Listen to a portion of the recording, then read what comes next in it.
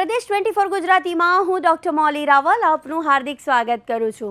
આજે દિન વિશેષમાં વાત કરવા જઈ રહ્યા છે આપણે શનિવારે પડતા ત્રીજા નોરતાની અધિષ્ઠાત્રી દેવી માં ચંદ્રઘંટા વિશે। જી દર્શક મિત્રો, માં ચંદ્રઘંટાની ઉપાસનાથી તમારા જીવનમાં વીરતા, શૌર્ય અને શાંતિનો સમાવેશ થાય છે। આ સિવાય તમારા જીવનમાં जो उपरी बाधाओं होय, बंधन होय, टोक होय, नजर होय तो एनो उपाय पण मां चंद्रघंटा देवी पासे छे। माटे जे जातकोने जन्माक्षरनी अंदर नजर दोष होय तो एवा लोकोए त्रीजा नोरताना दिवसे मां चंद्रघंटा देवीनी उपासना करवी जोईए। मां चंद्रघंटा देवीने खीरनो भोग खूब ज गमे छे। आपणे एने खुश करवा माटे खीरनो भोग धरावीशुं।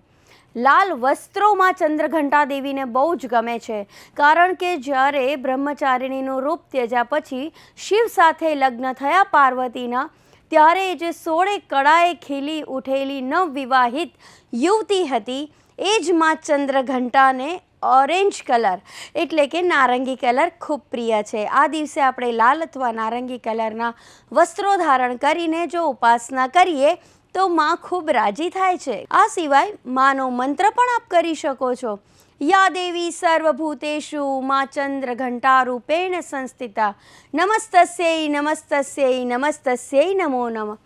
आ मंत्रनो जाप तमे जेटलो सतत थई शकतो होय एटલું કરો।